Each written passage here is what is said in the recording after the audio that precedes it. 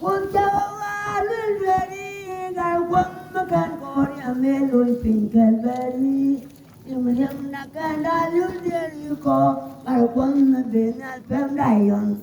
quân về có vô bè rong đi cha về lùi đang mà đâu vậy cho lâu đây và cho cả thiên lý gia chùa chuông cái này lưu phi đen còn có ngã gia chùa gia diệt đây và gia đã khuyên hoa con chúng lưu gì đây và anh ngã tổ ra kêu cái gia gia lưu gia phi ngã phi đen cái du cái qua cái lăng cái tin nắng u thế qua cái này cu tình quan cái gì rồi thế này đi chinh nhàn phải là lo rất nhiều vật giá cứ liếc chẳng con đi về đi choai ta mày là gì quan lại qua lên lô con mà để chơi mà chơi có để nó chơi mà nè anh có cái gì cái chẳng về mẹ làm gì thì là mấy bao nhiêu qua là lo cho con như thu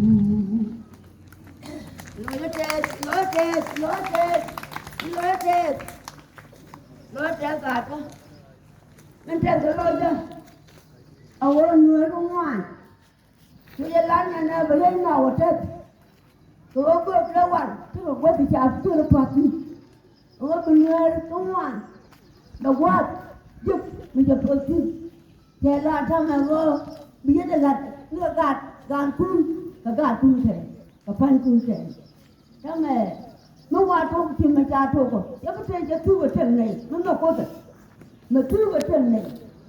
cái là cái gì thế cha cái chuyện cái cha của nó ba phần cha là ba千万没有我这个或者哭就爱别这种的或者是我接哪来了这个或者哪那个chẳng mà đã con được qua rồi giờ mình cả được tin đúng cái nào đúng chứ có cái nào phải mình làm gì vậy nên gà đi nhà nó mới tin mẹ con thế mẹ trung này mẹ đàn nè nó sẽ cả chút cái được tốt chứ mà bố luôn là phải học gạt con giống là nó chơi loa của chứ thôi anh ta mà đang ăn rồi chơi cái chuyện gạt mà mình cha đã có chuyện cái cha quên bác cần bà yang đó mà là bà lên bà thật bà lên là ngon bà mới cái yang mình phải như ăn quạt à ngon gì gì mình phải ăn như ăn quạt cái tôi mua là ngon cái pin của người cha lấy tôi nhận ra ngon pin cái này là pin rồi tôi biết là mình chỉ là cái cái là luôn nè cái bà yang hơn cái yang nó qua là cha mình giờ bà phụ là luôn ngon cái gì yang nó cũng là yang mà lên cái yang này cái yang ra lên cái mình trả chuyện là tôi phải yang cái yang gì bên anh muốn yang gì rồi cái qua cái ông có bây giờ có được trả cả cái yang gì nào quên cái giá trị cái gì thì muốn nó phải cái mình phải cái muốn nó có đáp chuyện là cái gì cái gì con này đi thăm mà trong này đáp cái của có mấy cái con này thì này đáp cái của mẹ đã mà gì anh chuột thì mua có cái nhà qua thì cái nhà con chuột ở ngoài đang ngoài này đúng như ngoài nó đặt cái gì đấy chỉ là nơi tự lo đúng qua lo dùng cái những thì chắc cái trả là tốt đấy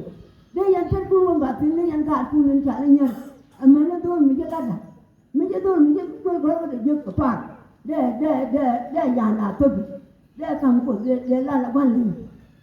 chẳng là cái này đó là nương rồi có mẹ đã trong khi thì nó bé cả là nương cho mẹ đã chẳng là con lòng bao nhiêu cái là nuôi gà một cái nuôi gà mà đào vào cả cái là được con bật chơi đương chiều bật chơi lọt gì được có lại quân được gì anh ta mình nhắn nó còn cái loan đi là qua bàn này loan cái nhà đó cái nó còn nhà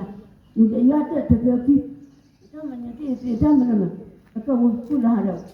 ba cái nhà cơ